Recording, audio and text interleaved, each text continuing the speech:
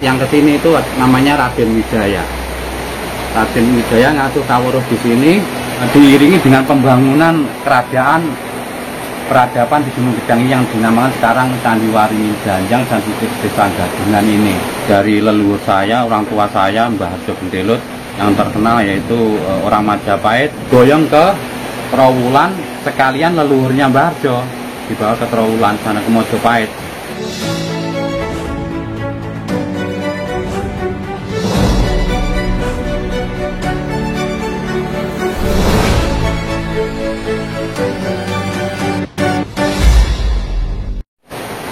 Salam Rahayu, perkenalkan nama saya Mbah Suro, nama lengkapnya Mbah Suroso.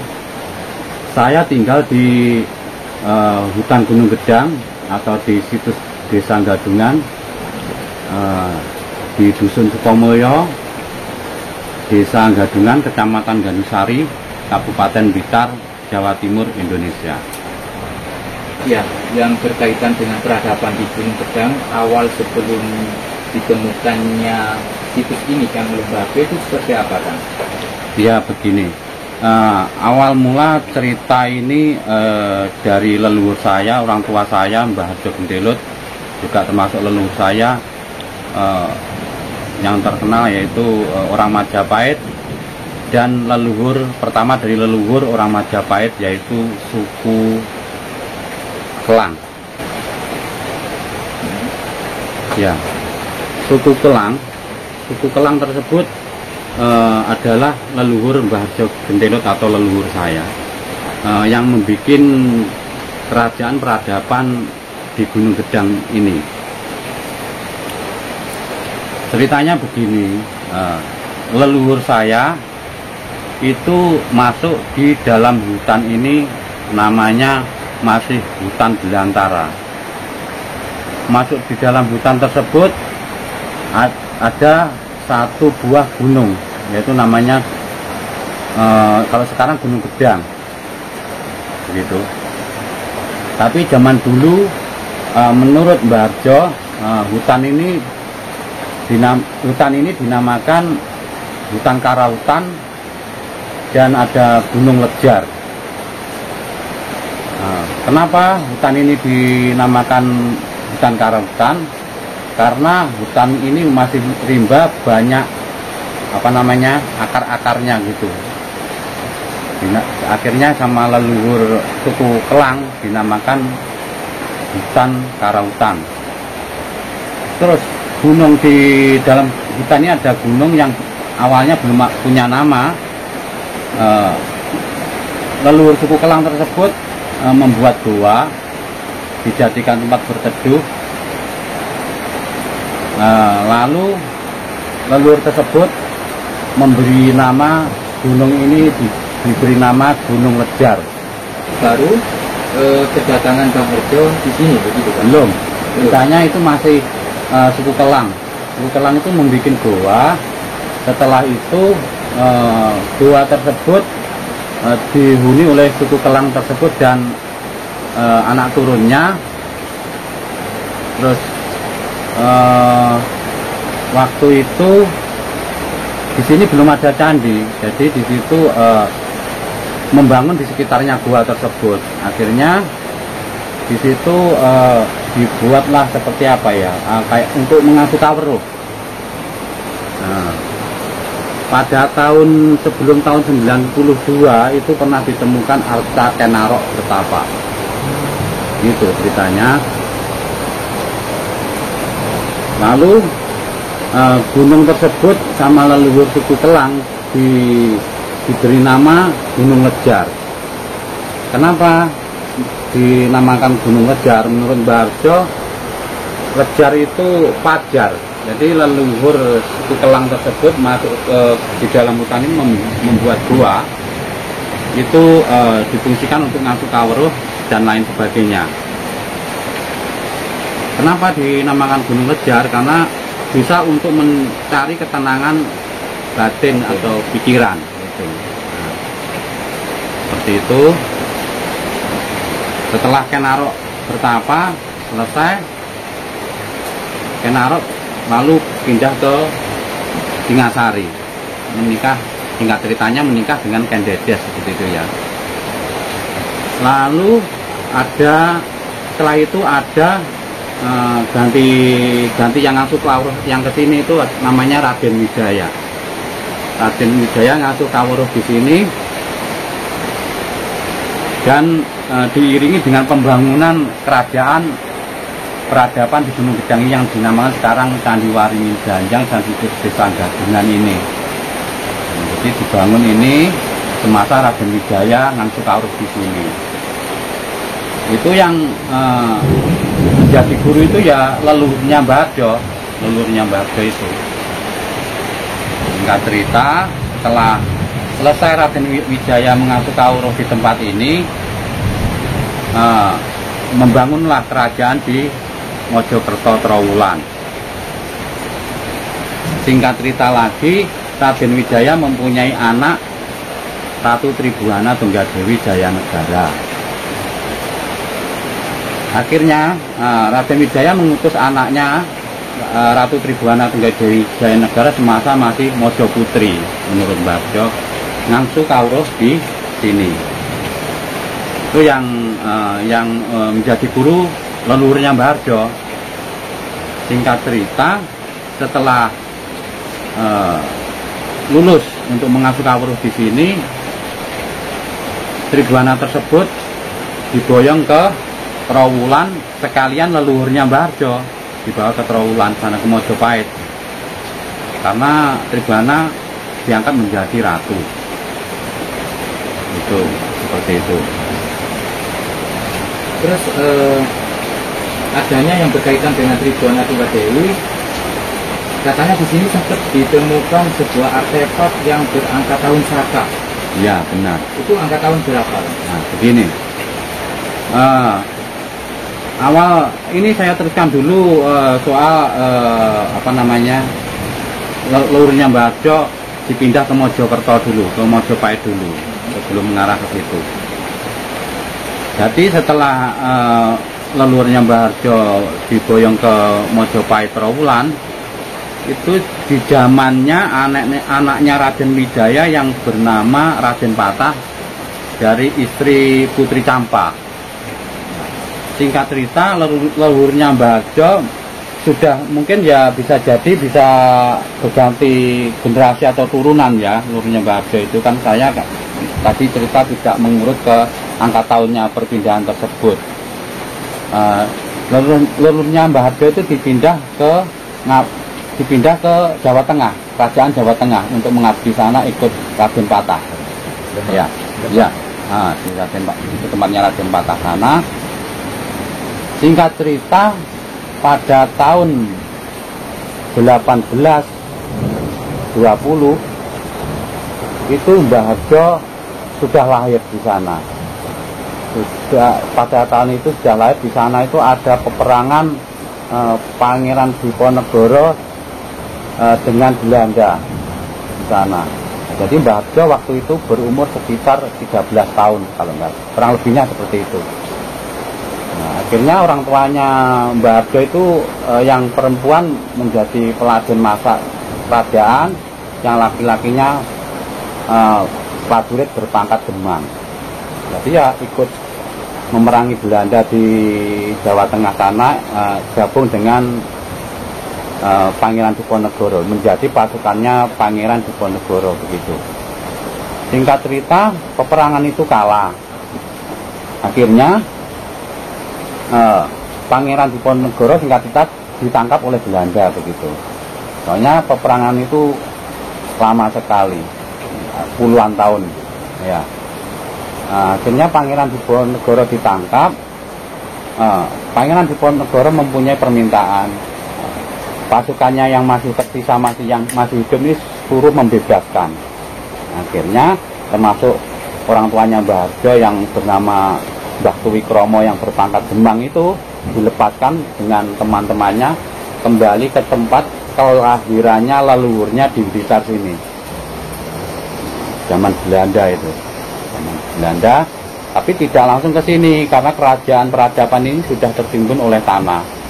Jadi ke ke desa Popohlingi, tempat tinggalnya orang tuanya Mbah Harjo. Makamnya masih ada di sana, tidak masih. Terus setelah itu perjuangan Mbah Demang tersebut diteruskan oleh Mbah Harjo Gentelut dengan Pak Supriyadi, dengan Bung Karno dan teman-temannya, seluruh pejuang di kala tahun itu. Nah, akhirnya begini. Jadi Mbah Harjo itu kelahiran 1820, zaman Belanda itu Mbah Harjo sudah dituakan itu. Pak Supriyadi itu masih kecil. Pak Supriyadi kan lahirnya kan Pak Supriyadi, saya tegaskan namanya sebetulnya Priambodo. Kalau Supriyadi itu adalah nama kata sandi. Nah, Priambodo tersebut masih kecil. Mbah Harjo itu umurnya sudah 100 tahun lebih. Jadi Mbah Harjo ini benar-benar kenal dengan orang tuanya Pak Supriyadi. Tahu Pak Supriyadi itu namanya Priambodo itu tahu, karena kecilnya juga tahu, kenal sama orang tuanya. Kan satu grup itu tadi, pasukannya Pangeran Diponegoro orang tuanya itu. Pak Supriyadi semasa kecil itu tinggal di desa Birowo. Birowo itu Kesamben, Blitar sini, masa kecilnya. Jadi orang tuanya Mbah Harjo itu menjadi lurah desa Popoh Kesamben, Blitar. Bapaknya Pak Supriyadi itu bernama Mbah Abdul Karim. Ya, itu menjadi polisi hutan desa Kesamben. Nah, itu ceritanya seperti itu. Jadi ya Bung Karno itu menurut Mbah Harjo juga umurnya dengan Pak Supriyadi itu hampir sama, tapi masih tuaan Pak Supriyadi. Pak Supriyadi Priambodo tersebut lahir pada 1900, Bung Karno lahir pada 1901. Itu menurut Mbah Harjo. Nah, akhirnya Mbah Harjo itu pada tahun itu Pak Supriyadi masih kecil, Mbah Harjo sudah umur segitu. Lalu Pak Supriyadi tersebut ditinggal orang tuanya, meninggal dunia Mbah Abdul Karim itu. Jadi Pak Supriyadi tidak punya bapak, yang akhirnya diangkat menjadi anak oleh Raden Darmadi. Diangkat jadi anak Raden Darmadi. Ibunya itu dijadikan istri begitu loh. Anak sambung ya. Ya, saya persingkat ceritanya begini. Setelah ibunya Pak Supriyadi Priambodo menikah dengan Raden Darmadi, lalu ibunya Pak Supriyadi itu mempunyai anak, tapi meninggal. Ibunya Pak Supriyadi juga ikut meninggal. Lalu Raden Darmadi tersebut nikah lagi dengan Ibu Susile. Ibu Susile tersebut, istri Pak Darmadi, Raden Darmadi mempunyai anak, termasuk salah satunya itu Mbah Suroto yang ada di Blitar ini, yang bertempat tinggal di Wisma Darmadi Blitar. Jadi Priambodo tersebut dengan Mbah Suroto, anaknya Raden Darmadi tersebut, itu ya sudah beda bapak, beda ibu, karena ibunya Pak Supriyadi tadi sudah meninggal dunia. Seperti itu ceritanya. Lalu singkat cerita, ini Mbah Harjo mulai saya cerita Pak Supriyadi masih kecil sudah saling mengenal, karena ya orang tuanya satu perjuangan dari pengikut Pangeran Diponegoro itu tadi. Lalu Pak Supriyadi tersebut oleh Raden Darmadi dikenalkan oleh Bung Karno, dikenalkan oleh Mbah Yai Alip Hasan Mendo yang jadi gurunya itu. Setelah itu singkat cerita lagi, itu masih zaman Belanda.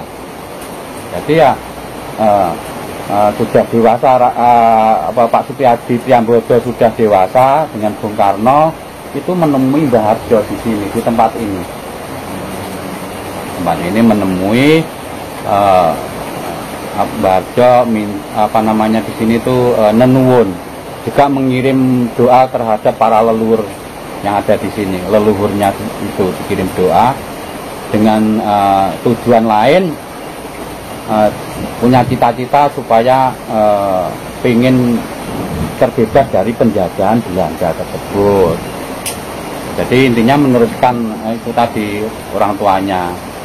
Mbah Harjo juga meneruskan perjuangannya Mbah Demang, Pak Supriyadi juga, Bung Karno juga seperti itu. Nah, di sini setelah selesai berdoa itu merancang strategi gimana cara bisa mengusir Belanda ini. Mbah Harjo bercerita kepada saya gini, nggak mungkin kalau Belanda ini kita lawan dengan perang, itu ya mungkin bisa jadi kalah senjata kayak pengalaman di peperangan zaman Pangeran Diponegoro kan kalah. Jadi Bung Karno punya rencana untuk meminjam kekuatan tentara Jepang. Jadi Jepang ke sini itu menurut Mbah Harjo tidak menjajah, karena Pak Bung Karno ke sana minta untuk membantu mengusir Belanda ini. Jadi setelah itu proses Bung Karno ke Jepang, Belanda ngerti kalau Jepang itu mau masuk Indonesia itu ngerti. Jadi Mbah Harjo yang dulunya bukan tentaranya Belanda, Pak Supriyadi juga bukan tentaranya Belanda, dan teman-temannya itu bukan tentaranya Belanda, kan tidak senang dengan Belanda, nggak mau dijadikan antek itu kan. Karena berhubung Jepang mau masuk Indonesia, Mbah Harjo dan kawan-kawannya direkrut menjadi tentara Kenil oleh Belanda. Mbah Harjo dan Pak Supriyadi dan kawan-kawan ini mau. Kenapa? Karena tahu ini adalah siasat Bung Karno. Nah, jadi Jepang masuk dengan Mbah Harjo dengan Pak Supriyadi dibiarkan saja. Akhirnya Belanda pergi. Jadi perjanjiannya Jepang itu menurut Mbah Harjo disuruh membantu ngusir Belanda dengan imbalan hasil bumi itu selama 3 tahun suruh ngambil Jepang. Terus akhirnya sudah genap 3 tahun kan belum pergi Jepang itu. Jepang di sini juga kejam. Hasil panen dia minta semua. Kejam, kalau nggak mau ngasih hasil panen atau bayar upeti diracun ini orang Indonesia ini. Sumurnya dikasih racun, sungai dikasih racun. Kalau minum dia mati beneran. Nah akhirnya waktu itu Mbah Harjo itu zaman Jepang dan Pak Supriyadi menjadi tentara Aibo. Jadi kerjanya Mbah Harjo dan Pak Supriyadi itu mengawasi para pekerja remungsa, atau kerja paksa seperti itu. Jadi selain mengawasi Mbah Harjo itu dan kawan-kawan, bukan Mbah Harjo dengan Pak Supriyadi saja dan kawan-kawan seperjuangan itu, tugasnya bukan mengawasi saja, tapi juga mengantarkan gaji para pekerja remungsa tersebut. Nah, jadi kalau waktunya gajian kerja paksa itu masih digaji oleh Jepang, tapi murah gitu loh, gajinya murah. Mbah Harjo itu ngantor gaji para istrinya para pekerja remungsa itu di salah satu tempat yang tidak jauh dari Gunung Gedang ini yang kerja remungsa. Di situ tuh memergoi tentara Jepang di rumahnya istrinya para pekerja remungsa, nyenengi lah gitu. Jadi Mbah Harjo mikir dan Pak Supriyadi dan kawan-kawan itu bisa mikir, wah ini Jepang ini mau bikin keturunan ke Indo-Jepang ini nantinya suruh melawan bangsanya sendiri. Nah, akhirnya Mbah Harjo dan kawan-kawan di dalam hutan sini merancang untuk mengusir Jepang yang ada di Kabupaten Blitar sebelum tahun 1945. Nah, jadi di sini itu ya ini bikin pos pertahanan, menunjuk gitu loh, markas untuk pemberontakan. Suatu contoh pos pertahanan itu ya kantor desa Sumbragung, tidak jauh dari hutan sini. Di situ ada prasasti pos pemberontakan pada tahun 1945. Jalannya kantor desa tersebut jalannya Jalan Supriyadi nomor 1, Desa Sumbragung. Di situ juga ada patungnya Pak Supriyadi.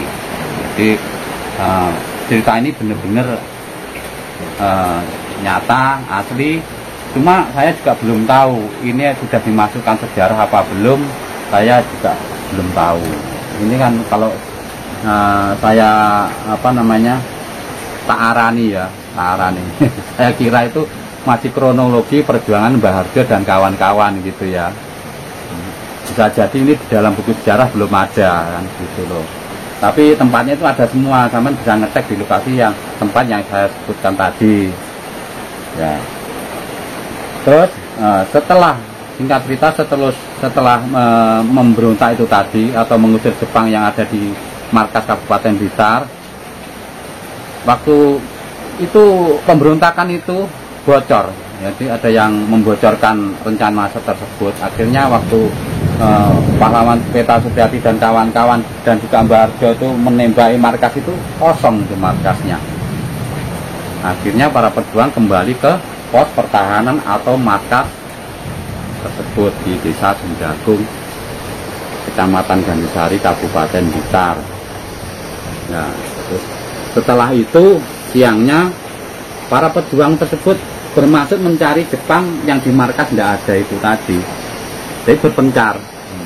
Jadi, ada yang dari pos pertahanan kantor Desa Sumjagung ke arah timur, Pak Supriyadi dan Mbah Harjo dan pengawalnya bernama Mbah Dasono, dokternya Muradi dan Mbah Ismail, Mbah Patawedus itu mengarah ke utara sini.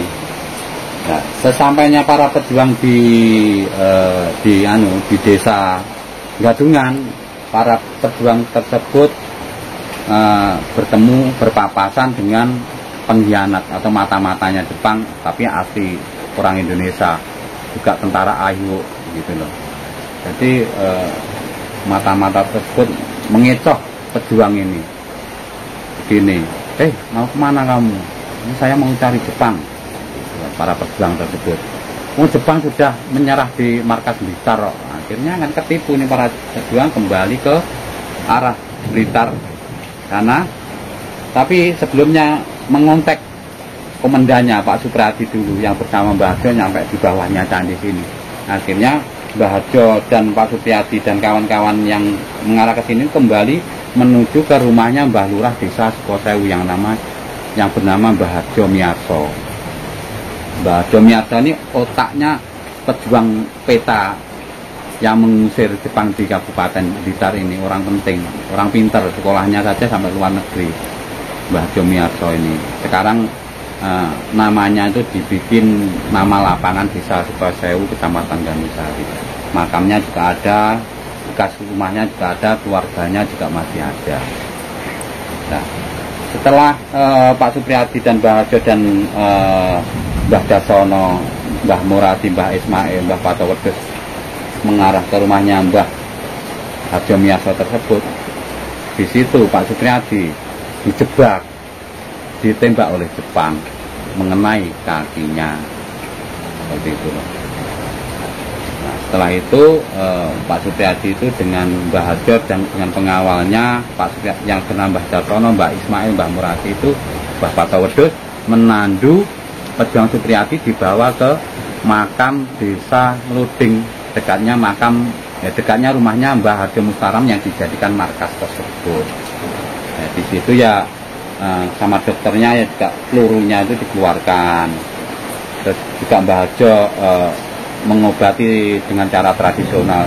Waktu contoh menghisap darahnya yang mungkin ada racunnya dari peluru tersebut, dihisap, lalu dikasih waluh itu yang sudah lembut, yang marut itu namanya Bunyai. Bunyai itu istrinya Mbah Harjo Mustaram. Jadi di sini itu yang melindungi Pak Supriyadi itu ada 3 tokoh. 1 Mbah Harjo Miyarso, 2 Mbah Harjo Gendelut, 3 Mbah Harjo Mustaram.